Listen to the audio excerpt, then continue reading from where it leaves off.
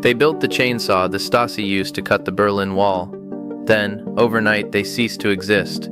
Not bankrupt, not acquired, not rebranded. Solo Kleinmotoren GmbH, a company that employed 1,200 people, exported to 87 countries, and held patents that every modern chainsaw manufacturer still quietly uses, simply stopped. The factory in Sindelfingen went silent on a Tuesday morning in 1996. The workers came to locked gates, no announcement, no severance meetings, just a single-page notice taped to the chain-link fence, typed in courier font, unsigned. To understand what happened, you need to understand what Solo actually was, and that starts with a man who wasn't trying to build chainsaws at all. Germany, 1948. Stuttgart is rubble and rebar. Sindelfingen is worse. A satellite town where the Mercedes-Benz factory had been bombed so thoroughly that the foundry walls still radiate heat in winter. A tool and die maker named Wilhelm Emmerich comes home to find the machine shop where he worked for 16 years has been dismantled by French occupation forces and shipped to Lyon as war reparations. He is 53 years old. He has no pension, no inventory, and no building. What he does have is a patent, not for a chainsaw, for something smaller, something the Americans didn't think was worth noticing. Emmerich had filed it in 1943, in the middle of the war, for a two-stroke engine no larger than a man's boot. Lightweight, vibration dampened, designed to run on low-grade fuel. It was intended for Wehrmacht portable generators. It never got used. The war ended. The patent office in Berlin burned. But Emmerich had kept a carbon copy in a tobacco tin buried under his kitchen floor. And in 1949 he bolted that engine to a bicycle frame. Not a motorcycle, a moped. Weak, sputtering, almost fragile. He called it the Solo, because you rode it alone, no pedaling required, no partner on a tanker bike hauling you uphill. It sold 11,000 units in 8 months. By 1952, Solo Kleinmotoren was the third largest moped manufacturer in West Germany, but Emmerich had already stopped making them, because a lumberjack from Bavaria had sent him a letter with a photograph inside. The photograph showed a steel Contra, the first commercially successful gasoline chainsaw. It weighed 35 pounds, required 2 men to operate, cost more than a used Volkswagen. The letter had one sentence, handwritten in carpenter's pencil: "Can your engine cut wood?" Emmerich's reply was 3 words: "No, but faster." Here's what most people don't understand about chainsaw evolution. The first models weren't just heavy, they were hostile. Steel's early saws vibrated so violently that operators developed permanent nerve damage in their hands after 6 months. The engines flooded in cold weather. The chains snapped under load and took fingers, sometimes whole hands. But they were still faster than axes and handsaws, so men used them anyway. Emmerich saw a different problem. Weight wasn't the issue. Balance was. Every chainsaw on the market in 1953 had been designed like an industrial machine, engine mounted perpendicular to the cutting bar, all the mass behind the operator's grip. Emmerich flipped it. The Solo Rex, released in 1954, put the engine parallel to the bar. The operator held the weight in line with the cut. It didn't eliminate vibration, but it redistributed it. For the first time, a man could operate a chainsaw one-handed, alone, for 8 hours without his ulnar nerve going numb. The saw weighed 18 pounds. It cost half what a steel did, and it had a throttle trigger that let you feather the engine instead of running it full bore or off. Within 2 years, Solo had 43% of the European chainsaw market. Within 4, forestry equipment unions in Sweden and Finland were lobbying to have it banned. Not because it was dangerous, because it was too safe. 1 man could now do the work of 3, and that meant 2 men on every crew were suddenly unnecessary. There are oral histories, unverified but repeated, of Solo representatives being run off logging sites in Lapland with axe handles. Of a dealer in Trondheim whose shop burned down the week after he started stocking Solo equipment. Steele never commented publicly, but in internal memos from 1957 declassified in 2003, company engineers refer to Solo only as the Sindelfingen problem. The 1960s were Solo's golden decade. They released the Twin, the first chainsaw with a dual-piston engine that didn't overheat under continuous use. Then the 650, a limbing saw light enough to use in one hand while climbing. Then the 644, which became standard issue for the U.S. Forest Service and remained so until 1989. Emmerich retired in 1968. he sold the company to a Bavarian conglomerate called Krauss Maffei, best known for manufacturing subway cars and firefighting equipment. That's when things started getting strange. Because Krauss Maffei didn't just want Solo to make chainsaws, they wanted them to make something quieter. In 1971, Solo released the Whisper Cut, a chainsaw with rubberized engine mounts, baffled exhaust ports, and a muffler system that reduced operational noise by nearly 40%. It was marketed to municipal crews, arborists, suburban landscapers. But the first bulk order for 800 units came from the Ministerium für Staatssicherheit, the Stasi. East Germany wanted chainsaws that didn't wake the neighborhood. There's no public record of what the Stasi used them for, but there are photographs from the fall of the wall in 1989, grainy, taken by West German press photographers, that show men in civilian clothes using Solo saws to cut through sections of the concrete barrier before the bulldozers arrived. The saws have no visible markings. The exhaust is almost silent. That partnership should have destroyed Solo's reputation. Instead, it barely registered, because by the time the wall fell, Solo was already pivoting into something stranger.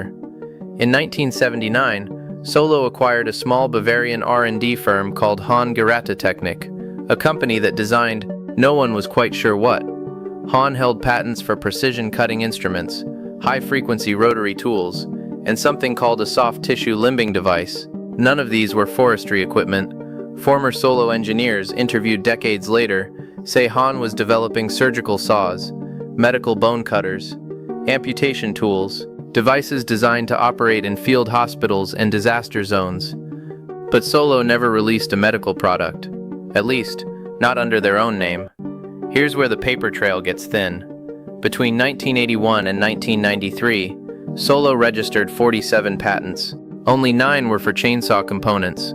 The rest were filed under subsidiary names, often in jurisdictions with sealed patent databases: Liechtenstein, Cyprus, the British Virgin Islands. A few were eventually declassified. One was for a low-velocity rotary surgical instrument with integrated aspiration. Another was for a compact bone saw with fluid containment. These weren't consumer products, they were contract builds. And the contracts, according to a 1998 Der Spiegel investigation that no one seems to remember, were with organizations that didn't advertise: NATO medical supply chains, the German Red Cross, the International Committee of the Red Cross, and at least 2 private military contractors whose names were redacted. Imagine a chainsaw engine. Now strip it down, make it quiet, make it precise, make it something a medic can hold in a tent with a tarp roof and a generator running on diesel fumes, and use it to remove a shattered femur in under 4 minutes. That's what Solo became in the 1980s. Not a chainsaw company, a components manufacturer for tools no one wants to think about.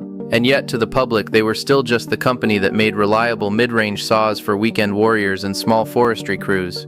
The Solo 640, the 651, the Twin 750. You could buy them at any hardware co-op in Germany.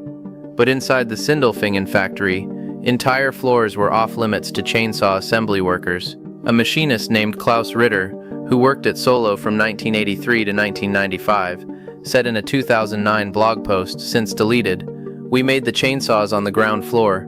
The second floor was medical. You needed a separate badge. Different uniforms. We called it the white floor. No one from Chainsaw ever went up there. And the people who worked up there, they didn't talk to us. Not in the canteen, not in the parking lot. They came in a different entrance." By 1994, Solo's chainsaw revenue had dropped 30% in 2 years. Steel and Husqvarna had caught up on weight and vibration. The American brands were cheaper. Solo's saws were still good, but they weren't special anymore. And yet the company was still hiring, just not chainsaw engineers. In early 1996, Krauss Maffei, Solo's parent company, announced they were restructuring the Sindelfingen facility to focus on core competencies. No details, no press conference. 3 months later, on a Tuesday morning in May, the factory didn't open. The notice taped to the gate read, "Solo Kleinmotoren GmbH has ceased all operations effective immediately. Employment contracts are terminated as of 6 o'clock today. Final wages will be remitted by postal transfer. Severance disputes should be directed to Krauss Maffei Legal Department, Munich." No signature, no explanation, no contact number. The workers stood outside for 2 hours, then they left. The building was emptied within a week. Not by the workers, they were never allowed back inside, by a private logistics contractor based in Switzerland. A local reporter named Jürgen Voss tried to follow the trucks. He tracked 3 of them to a freight depot outside Zurich. Then the trail went cold. He filed Freedom of Information requests. Germany stonewalled. Switzerland said the shipments were commercial in confidence. The Sindelfingen factory still stands. It's owned by a real estate holding company. The windows are soaped over. There's a faded Solo logo on the east wall, barely visible under decades of weather staining. No one has ever leased it. No one has ever torn it down. But that's not the strangest part. The strangest part is what happened to the patents. When a company dissolves, its intellectual property either gets auctioned, absorbed by the parent company, or enters the public domain. Solo's patents did none of those things. Between 1996 and 2001, every single Solo patent, all 47 of the mysterious ones, plus another 200-plus chainsaw-related filings, were transferred to a newly registered entity called Emmerich Industrial Technologies GmbH, registered in Vaduz, Liechtenstein. No website, no public shareholders, no known products. Wilhelm Emmerich, the founder, had died in 1974. He had no children. The company that now owns Solo's legacy has no employees listed on any registry, no tax filings, no business activity. It exists only as a name on a patent database, and yet every year the registration is renewed. There are still people who use Solo chainsaws, diehards, collectors, old-school arborists who swear by the 651 SP and keep them running with salvaged parts and eBay gaskets. There's a forum, Solo Saw Talk, hosted on an ancient PHP board that looks like it hasn't been updated since 2003, where a few hundred users still post. One user, going by the handle Timber_Frank, wrote in 2017, "I worked for a municipal crew in Leipzig in the 80s. We had 6 Solo saws, whisper cuts, quite as damn saws I ever used. My supervisor told me never to talk about where we got them. I didn't ask why. You didn't ask things like that back then." Another user, BlackForest_02, posted in 2019, "My uncle was a trauma surgeon in the Bundeswehr. He said they used Solo equipment in mobile surgical units during the Yugoslavia deployment. Not chainsaws. Something else. He wouldn't say what, but he still has one in his garage. Won't let anyone touch it." That post was deleted within 24 hours. The user never posted again. I tried to find out what happened to the people who worked on the second floor, the white floor. LinkedIn has 12 profiles of former Solo employees. All of them worked in sales, logistics, or assembly. Not one lists engineering or R&D. There are no interviews, no memoirs, no tell-all articles. It's as if an entire department of engineers just vanished. Except for one. In 2011, a man named Dr. Ernst Holzer published a short memoir through a small academic press in Austria. He had been a mechanical engineer at Solo from 1978 to 1991. The book is called Präzision und Schweigen, Precision and Silence. It's 90 pages long. Most of it is technical, dry. But there's a chapter, Chapter 7, that's different. Holzer describes working on what he calls adaptive tools, devices that had to function in non-ideal environments. Extreme cold, high humidity, low oxygen. He talks about designing equipment that could be operated by personnel with minimal training. And then he writes this: "We were told the tools would save lives, that they were for disaster relief, for field hospitals, for places where conventional surgical equipment could not reach. I believed that. I wanted to believe that. But after the 3rd prototype was shipped to a destination I was not allowed to know, I began to wonder what kind of disaster required a bone saw that could run for 40 minutes on a single battery charge and be sterilized in gasoline." He never describes what happened to those prototypes. He never names the clients. The book sold fewer than 200 copies. Holzer died in 2014. No surviving family. The publisher went out of business in 2016. But his book is still cited, once in a footnote of a 2008 paper on military medical equipment evolution, published by a defense research think tank in Brussels. The citation is brief. For alternative perspectives on field amputation technology, see Holzer, 2011. That's it. No elaboration. And yet, when you search for that think tank now, the paper has been removed from their archive. Solo didn't just terrify forestry unions because it made men redundant. It terrified them because it proved you could take an engine designed for a moped, bolt it to a cutting bar, and within 20 years, evolve it into something used in war zones and disaster sites. Something precise enough to cut through bone in a canvas tent with no power grid, and quiet enough that no one outside would hear it. That's the thing about tools. They don't care what you cut. Steel is still the largest chainsaw manufacturer in the world. Husqvarna is second. Both companies have entire sections of their websites dedicated to their history, founders, milestones, heritage. Neither of them mentions Solo, not in competitor timelines, not in patent disputes, not even in the footnotes of their corporate archives. It's not that they won't say the name, it's that they've systematically removed it. In 2004, a German forestry historian named Dr. Anneliese Kortz published a book on chainsaw development in post-war Europe. She interviewed engineers from Stihl, Husqvarna, Dolmar, and Makita. When she asked about Solo, every single one of them deflected. A retired Stihl VP told her, "That company made saws. Then they made other things.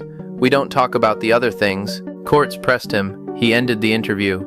There's a Reddit thread from 2021 where someone asks, "Whatever happened to Solo chainsaws?" Most of the replies are nostalgic. "Great saws. Wish they still made them.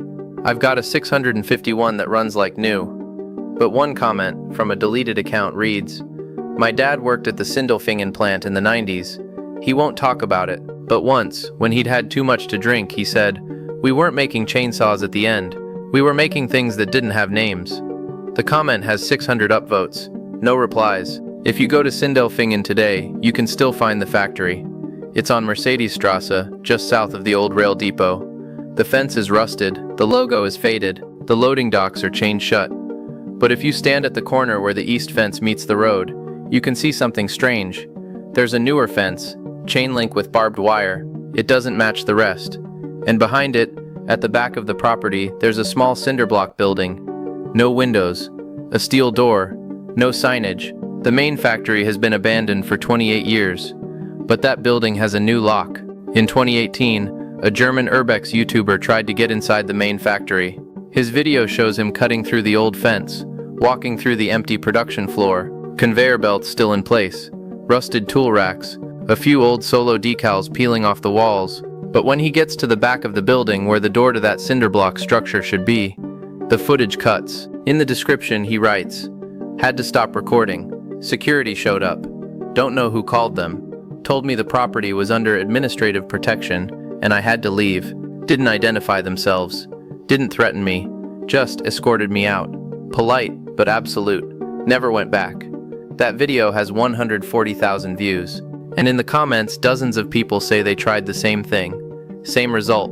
Same security. No one knows who they work for. Solo made chainsaws. Then they made medical tools. Then they made things no one will name. And then they disappeared. But the patents are still active. The building is still locked. And somewhere in a filing cabinet in Liechtenstein, there's a company that owns the name of a man who died 50 years ago and renews it every year like clockwork. There are still Solo chainsaws out there, running in workshops, hanging in garages, sold on Craigslist by people who have no idea what the name used to mean. And maybe that's for the best. Because the people who do know what Solo became, they don't use chainsaws anymore. There's one more thing. In 2020, a Freedom of Information request was filed in Germany asking for any records related to Solo Kleinmotoren's contracts with government or military entities between 1980 and 1996. The request was denied, not because the records didn't exist, but because they were classified under ongoing operational security. Ongoing, as in still active. 30 years after the company closed, Solo Kleinmotoren disappeared in 1996.